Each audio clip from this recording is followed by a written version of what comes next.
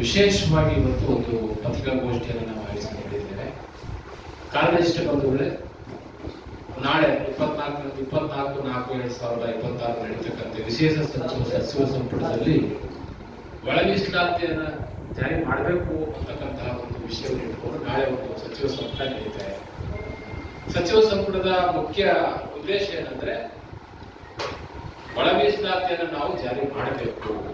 ಒಳ ಮೀಸಲಾತಿಯನ್ನು ಜಾರಿ ಮಾಡ್ತೀವಿ ಅಂತ ನಾವು ಕಾಂಗ್ರೆಸ್ ಪಕ್ಷದ ಪ್ರಣಾಳಿಕೆಯಲ್ಲಿ ಹಾಕೊಂಡಿದ್ವಿ, ನಾವು ಜಾರಿ ಮಾಡ್ತೀವಿ ಅಂತಕ್ಕಂಥದ್ದನ್ನ ಅವರು ನಾಳೆ ಚರ್ಚೆ ಮಾಡಬೇಕು ಅಂತ ಹೇಳ್ತೀವಿ. ಒಳ ಮೀಸಲಾತಿಯನ್ನು ಮಾಡೋ ಸಂದರ್ಭದಲ್ಲಿ ಗೊಂದಲಗಳು ಉಂಟಾಗಿ, ತಾಂತ್ರಿಕ ಸಮಸ್ಯೆಗಳು ಉಂಟಾಗಿ ಅದಕ್ಕೊಂದು ಕಮಿಟಿಯನ್ನ ಮುಖ್ಯ ಕಾರ್ಯದರ್ಶಿಗಳ ಒಂದು ಅವರ ಸಮ್ಮುಖದಲ್ಲಿ ಒಂದು ಕಮಿಟಿಯನ್ನು ಮಾಡಿದ್ರು. ರೋಸ್ಟರ್ನ ಸರಿ ಮಾಡ್ತೀವಿ ಅಂತ ಹೇಳಿ ಅದು ನಾಳೆ ಆ ಒಂದು ರೋಸ್ಟರ್ ಹೇಗೆ ಮಾಡಬೇಕು ಅಂತ ಸಬ್ಮಿಷನ್ ಆಗ್ತಾ ಇದೆ. ನಮ್ಮ ಉದ್ದೇಶ ಇಷ್ಟೇ, ಒಳ ಮೀಸಲಾತಿ ಅಂತಕ್ಕಂಥ ವಿಷಯ ಕೇವಲ ಯಾವುದೋ 2 ಗುಂಪಿನ ಜಾತಿಗಳ ಸಮಸ್ಯೆ ಅಲ್ಲವೇ ಅಲ್ಲ. ಒಳ ಮೀಸಲಾತಿಯು ವಲಯ ಮತ್ತು ಮಾದಿಗ ಸಂಬಂಧಿತ ಜಾತಿಗಳ ಸಂಬಂಧಪಟ್ಟಂತಲ್ಲ, ಇದು 101 ಜಾತಿಗಳಿಗೂ ಸಂಬಂಧಪಟ್ಟಂಥದ್ದು. 101 ಜಾತಿಗಳಿಗೂ ಗಣನೆ ಆಗದ ರೀತಿಯಲ್ಲಿ 101 ಜಾತಿಗಳಿಗೂ ಯಾವುದೇ ರೀತಿಯಾದಂತಹ ಶೈಕ್ಷಣಿಕ, ಆರ್ಥಿಕ, ರಾಜಕೀಯ ವಿಷಯಗಳು ಏನೇ ಇರಲಿ ಯಾವುದೋ ತಾರತಮ್ಯ ಆಗದ ರೀತಿಯಲ್ಲಿ ಒಳ ಮೀಸಲಾತಿಯನ್ನು ಜಾರಿ ಮಾಡಿದ್ರೆ ನಮ್ದು ಯಾವುದೇ ರೀತಿಯಾದಂತಹ ಶಿಕ್ಷೆ ಇಲ್ಲ. ಆದರೆ ಮಾನ್ಯ ನ್ಯಾಯಮೂರ್ತಿಗಳು ಸಲ್ಲಿಸಿರ್ತಕ್ಕಂಥ ವರದಿಯೊಳಗೆ ದತ್ತಾಂಶಗಳು ಬಹಳ ಅಪೂರ್ವವಾಗಿದೆ. ಜಾತಿಗಳನ್ನ ಸೆಗ್ರಿಗೇಷನ್ ಮಾಡಿ ABC ಅಂತ ಹೇಳಿ ಒಂದು ಅಸ್ಪೃಶ್ಯ ಸಮುದಾಯವನ್ನು ಗುಂಪುಗಳನ್ನಾಗಿ ಮಾಡಿರ್ತಕ್ಕಂಥದ್ದು ಸುಪ್ರೀಂ ಕೋರ್ಟ್ನ ತೀರ್ಪಿಗೆ ವಿರುದ್ಧವಾಗಿರ್ತದೆ. ಇದನ್ನು ನಾವು ಪದೇ ಪದೇ ಸರ್ಕಾರದ ಗಮನಕ್ಕೆ ತಂದಿದ್ದೇವೆ. ಯಾವುದೇ ಕಾರಣಕ್ಕೂ ನಾಗಮೋಹನ್ ದಾಸ್ ವರದಿಯಲ್ಲಿರ್ತಕ್ಕಂಥ ಅಂಕಿಅಂಶಗಳು ಸಮರ್ಪಕವಾಗಿಲ್ಲ.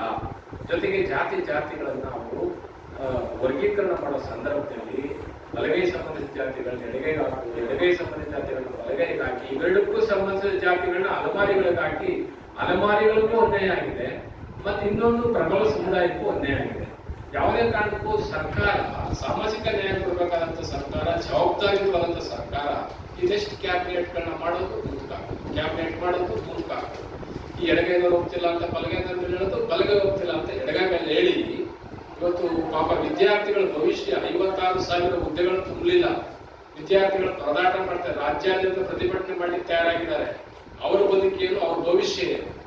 ಈ ಒಳ ಮೀಸಲಾತಿಯನ್ನ ಅಂಕಿಅಂಶಗಳ ಆಧಾರದ ಮೇಲೆ ಮಾಡಿ ಅಂತ ಸುಪ್ರೀಂ ಕೋರ್ಟ್ ಹೇಳಿದ್ರೆ, ಎಂಪರಿಕಲ್ ಡಾಟಾ ಮುಖಾಂತರ ಮಾಡಿ ಅಂತ ಹೇಳಿದ್ರೆ, ಇವ್ರೇನ್ ಮಾಡಿದ್ದಾರೆ, ಒಂದು ಅಂಕಿಅಂಶದ ಕೂಗ್ಸೋದು, ಇನ್ನೊಂದು ಅಂಕಿಅಂಶವನ್ನು ಎತ್ತೋದು, ಅಲ್ಲಿಂದ ಕಿತ್ತಿ ಕಡೆಗೆ ಹಾಕೋದು, ಈ ಕಿತ್ತ ಅಲ್ಲಾಗ್ತಕ್ಕಂಥ ಕೆಲಸ ಮಾಡಿರೋದ್ರಿಂದ, ಜೊತೆಗೆ ಕ್ಯಾಬಿನೆಟ್ ನಲ್ಲಿ ಇರ್ತಕ್ಕಂಥ ಸಮಾಜ ಕಲ್ಯಾಣ ಇಲಾಖೆ ಕ್ಯಾಬಿನೆಟ್ ನೋಟ್ ಶೀಟ್ ಒಂದು ಪ್ರವರ್ಗ ಏನಲ್ಲಿದ್ದದನ್ನ ಇದ್ದಕ್ಕಿದ್ದಂತೆ ಪ್ರವರ್ಗ ಬಿಗೆ ಹಾಕಿ ಏನ್ ಮಾಡಿದ್ದಾರೆ, ಒಂದು ಸಮುದಾಯವನ್ನ ಶಾಶ್ವತವಾಗಿ ನಾಶ ಮಾಡ್ತಕ್ಕಂಥ ಹುನ್ನಾರ ಸಮಾಜ ಕಲ್ಯಾಣ ಇಲಾಖೆಯಲ್ಲಿ ಹೋಗಿರ್ತಕ್ಕಂಥ ಕ್ಯಾಬಿನೆಟ್ ನೋಟ್ ಶೀಟ್ ಎ ಇದೆ, ಅಲ್ಲಿ ಸಚಿವ ಸಂಪುಟದ ಮುಂದೆ ಮಂಡಿಸಿರ್ತಕ್ಕಂಥದ್ದು ಬಿ ಇದೆ. ವಿಧಾನಸೌಧದಲ್ಲಿ ಮುಖ್ಯ ಕಾರ್ಯದರ್ಶಿಗಳಿರ್ತಾರೆ, DPR ಸೆಕ್ರೆಟರಿ ಹ್ಯಾಂಡಲ್ ಮಾಡಿದವರು. ಇದು ಅತ್ಯಂತ ಕ್ರಿಮಿನಲ್ ಅಫೆನ್ಸ್. ಇದು ರಾಜ್ಯ ಸರ್ಕಾರದ ಮೇಲೆ ಕೆಟ್ಟ ವಾತಾವರಣ ಸೃಷ್ಟಿ ಮಾಡ್ತಕ್ಕಂಥ ಘಟನೆ. ಅದು ಪ್ರವರ್ಗ ಏನಲ್ಲಿ ಹೋಗಿದ್ದಂತಹ ಏನು ಒಂದು ಸಮುದಾಯವನ್ನ ಪ್ರವರ್ಗ ಬಿಗೆ ಹಾಕಿರ್ತಕ್ಕಂಥ ಕೆಲಸ ಇದೆಯಲ್ಲ, ಅದು ಸಂವಿಧಾನ ಬಾಹಿರ ಮತ್ತು ಪ್ರಜಾಪ್ರಭುತ್ವ ವಿರೋಧಿ ಕೆಲಸ. ಇಂಥದನ್ನು ಯಾರು ಮಾಡಿದ್ರು ಅಂತಕ್ಕಂಥದ್ದನ್ನ ಪ್ರಶ್ನೆ ಮಾಡಿದ್ರೆ ಒಬ್ಬರಲ್ಲೂ ಉತ್ತರ ಇಲ್ಲ. ಹಾಗಾಗಿ ಈ ಒಂದು ಪ್ರವರ್ಗ ಎ ಇದ್ದದನ್ನ ಬಿ ಮಾಡೋದಲ್ಲದೆ ಇವಾಗ ರೋಸ್ಟರ್ ನಲ್ಲಿ ಬಹಳ ಗೊಂದಲಗಳನ್ನ ಸೃಷ್ಟಿ ಮಾಡಿ ಇವತ್ತು ರೋಸ್ಟರ್ ಪ್ರವರ್ಗ ಎ, ಪ್ರವರ್ಗ ಬಿ, ಪ್ರವರ್ಗ ಈ ತರ ಮಾಡಿ ಯಾರಿಗೂ ಹುದ್ದೆಗಳು ಸಮರ್ಪಕವಾಗಿ ಸಿಗಬಾರದು ಆ ತರ ವ್ಯವಸ್ಥೆಯನ್ನ ಮಾಡಿದ್ದಾರೆ. ಇನ್ನೆಷ್ಟು ದಿನಗಳ ಕಾಲ ಈ ಒಳ ಮೀಸಲಾತಿ ಗೊಂದಲ ಇಟ್ಟುಕೊಂಡು ಆ ವಿದ್ಯಾರ್ಥಿಗಳ ಭವಿಷ್ಯದ ಮೇಲೆ ಆಟ ಕಟ್ಟೋದು. ಅದಕ್ಕೆ ನಾವು ಇವತ್ತು ಒತ್ತಾಯ ಏನ್ ಮಾಡ್ತಿದ್ದೇವೆ ಸರ್ಕಾರಕ್ಕೆ, ಯಾಕೆ ನಿಮ್ಗೆ ಇಷ್ಟು ಸಮಸ್ಯೆ? ಆ ಸಮುದಾಯದ ಮುಖಂಡರನ್ನು ಕರೆದು, ಈ ಸಮುದಾಯದ ಮುಖಂಡರನ್ನು ಕರೆದು ಕಮಿಟಿ ಮಾಡಿ ಹೋದರೆ ನೀವೇ ಅದೇನು ಒಪ್ಪಂದ ಮಾಡ್ಕೊಂಡು ಕೊಡ್ರೆ ಏನೋ ವರದಿ ಜಾರಿ ಮಾಡ್ತೀವಿ ಅಂತ ಹೇಳಿ ನಿಮ್ಗೆ ಏನ್ ಕಷ್ಟ? ಯಾಕೆ ನೀವು ನಿಮ್ಮ ಮೇಲೆ ಹಾಕೊಳ್ತಾ ಇದ್ದೀರಾ? ಸರ್ಕಾರದವರ ಜವಾಬ್ದಾರಿ ಏನು? ನೀವು ಜವಾಬ್ದಾರಿ ತಗೊಂಡು ಕರೆಕ್ಟಾಗಿ ಮಾಡ್ಬೇಕು. ಮಾಡಿಲ್ವಾ ಸಮುದಾಯದ ಮುಖ್ಯಸ್ಥರು ಕಮಿಟಿ ಮಾಡಿ ನೀವು ಅದೇನು ರಿಪೋರ್ಟ್ ಮಾಡ್ಕೊಂಡ್ರೆ ನಿಮ್ದು ಅಡ್ಜಸ್ಟ್ ಮಾಡ್ಲಿಕ್ಕೆ ಹೇಳ್ಬೇಕಾಗಿತ್ತು. ಅದು ಮಾಡಿಲ್ಲ, ಇದು ಮಾಡಿಲ್ಲ. ಕೊನೆಗೆ ಈ ಸಮುದಾಯವನ್ನು ಆ ಸಮುದಾಯಕ್ಕೆ ಎತ್ಕಟ್ಟೋದು, ಆ ಸಮುದಾಯ ಈ ಸಮುದಾಯಕ್ಕೆ ಎತ್ಕಟ್ಟಿ ಇವತ್ತು 56,000 ಹುದ್ದೆಗಳು ಒಂದು ತುಂಬಿಲ್ಲ. ಅದಕ್ಕೆ ನಾವ್ ಹೇಳೋದು 6-5 ಮಾಡಿದ್ರಿ, ಅದನ್ನ ಕೋರ್ಟು ಸ್ಟೇ ಕೊಟ್ಬಿಡ್ತು, ನೀವು ಮಾಡಕ್ ಬರಲ್ಲ ಅಂತ. 56 ಯಾವ ಕಾರಣಕ್ಕೂ ಮಾಡಬೇಡಿ ಅಂತ ಹೇಳ್ತು. ಈಗ ಮತ್ತೆ 50 ಮಾಡ್ತೀವಿ ಅಂತೀರ.